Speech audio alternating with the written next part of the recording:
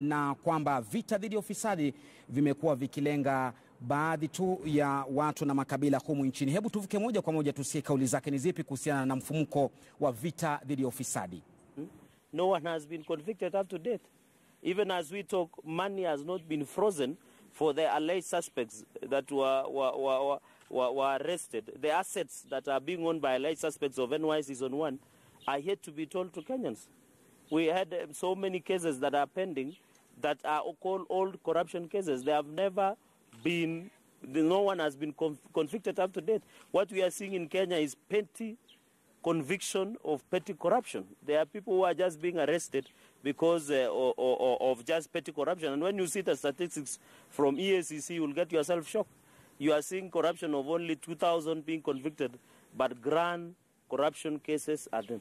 Secondly, what I want to urge, let us not use the fight against corruption through politically motivated charges, through politically fighting other individuals, through ethnic profiling of corruption against one community. And as a leader from this region, which we share most of the sentiments with leadership and residents from this region and Kenyans at large, we will not allow Kenyans to be convicted or to be arrested or to be persecuted through ethnic profiling of corruption.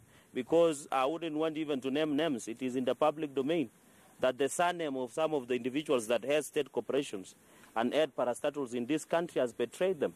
And they have become the easy target of overzealous agencies of fight against corruption.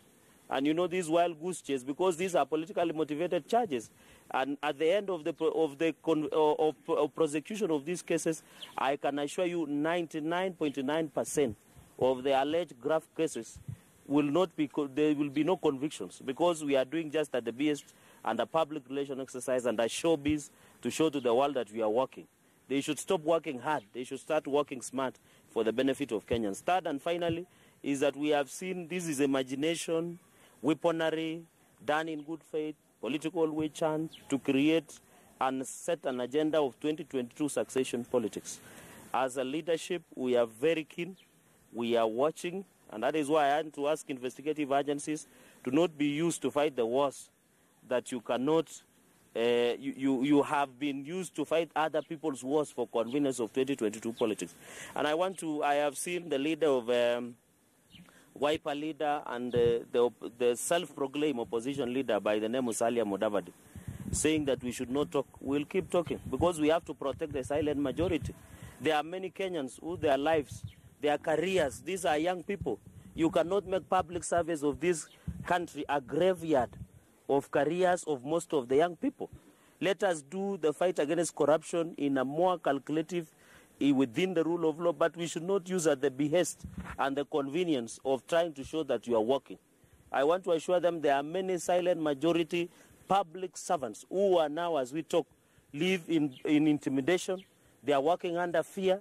They are working under the blackmail from investigative agencies, and therefore they can no longer work, which means the overall performance of public service will go down and the morale of public servants will go down, because now we are creating an environment of fear, blackmail, intimidation, coercion that are being perpetuated by these overzealous investigative agencies and prosecution agencies. And that is why you see even if we import Queen Counsel, even 100 of them, and the cases that are before court of law, politically motivated, like the case of DCJ, those are some of the issues that even if you import the Queen's Counsel, you invoke even the angels to prosecute some of these cases, so long as the facts and the evidence that are in courts of law are half-baked, are done at the behest of politically motivated charges, then it will not see the day of light in the judiciary. And I want to ask judiciary, do not be intimidated.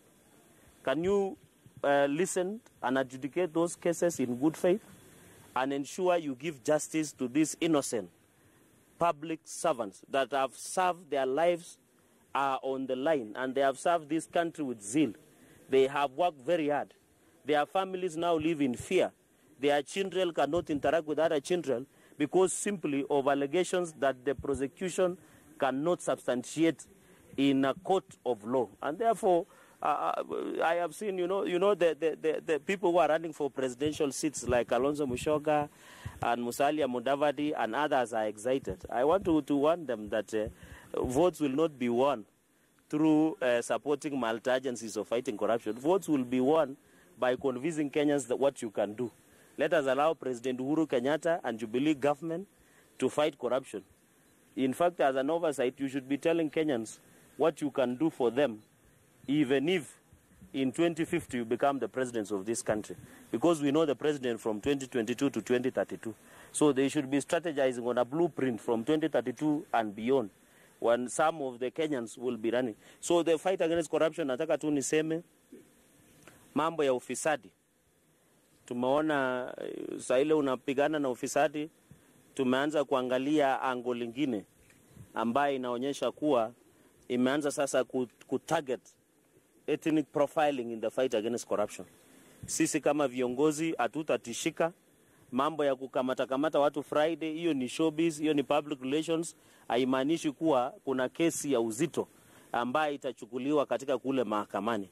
Na nafikiri tunataka tuwaulize wale wanahusika, majazuzi ambao wanahusika na kuchunguza na kushughulikia masuala ya kesi ya ufisadi, wahakikishe kuwa wakati wanachukua hizo kesi katika mahakama isikuwe ni kesi za kisiasa, kwa sababu tunapoona saa hii imebadilika kuwa ni ile ethnic profiling ya community moja ambayo wanatajika kuwa wafisadi, na ambayo tumeona sasa ni mambo ya kisiasa, na hatuwezi saidiana kumaliza mambo ya ufisadi ikiwa tutaendelea kutumia public servants. Na tunapoongea public servants wengi, wafanyikazi wa serikali, wakuu wa mashirika mbalimbali, vyombo vya madola ya kiserikali, wengi wao wanaishi katika hofu, kwa sababu sasa hii mambo ya kamata hata wakai kwa maofisi, kwa sababu sasa hii investigative agency sasa wala majazuzi wameanza kuwatisha. Siku hizi unasikia wanakuambia kampuni yako yenye unaongoza kesho tutakuja kwako.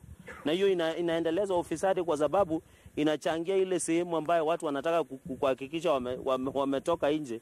Na nafikiri ni heshima pia, kwa sababu wengi wao wengi wao wafanyikazi wa serikali, wengi wao maisha yote wamefanyia kazi serikali kwa uaminifu na kwa uangalifu mkubwa sana. Tumebadilisha kufanyia kazi serikali ikuwe kaburi ya kumaliza mataaluma mengi ya wafanyikazi wa serikali.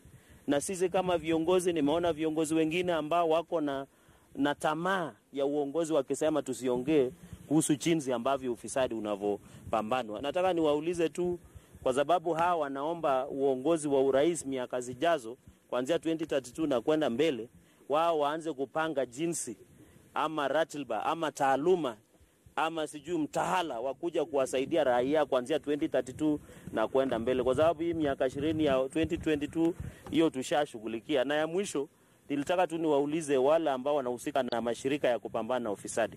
Najua wakati tulikutana wako na mambo ya sheria ambayo wanafikiri tutarekebisha na wako na agenda fulani, lakini nataka niwaulize tu kwa heshima, tusitumike kama vyombo vya kisiasa kwa ajili ya siasa ya mwaka wa 2022, kwa sababu kuna watu wako na agenda fulani kuharibia jamii fulani, kusema jamii fulani fisadi, ili tumike kama agenda kuu ya kupigana na kungangana katika 2022 succession politics. Na kama viongozi, mimi kama kiongozi wa sehemu hii, na ni maono wa viongozi wengi na wananchi wengi kutoka sehemu hii, hatutakubali watoto wetu waendelee kuangamizwa kwa sababu jina lao la pili inawabetray. We will not allow that because of their surname, it betrays them and it becomes easy target kwa wale majasusi. Kwa sababu saa hii majasusi sasa wanaambia watu wa mashirika mbalimbali ya serikali, usipopanga kazi sisi tutakuja kwa shirika lako na tukushike. Na wanasema kamata Friday, na hiyo ni persecution, hiyo si prosecution. Hawa si wezi ambao wanataka kutoroka Kenya. Kama ukiwaandikia wanaweza kuonekana mahakamani Jumatatu. Mbona unataka kuwafunga kifungo kabla hawajapata kifungo yao na hawajapata nafasi yao kule kotini? Na nafikiri hiyo ni we are embarrassing. Tunawapatia mafamilia yao. We are embarrassing them before their families, before the nation. We are making watu lose trust with the public servants ambao wako na wametumia nafasi mingi kuwafanyia kazi serikali na maisha yao yote. Seneta, unasema ya kwamba issues za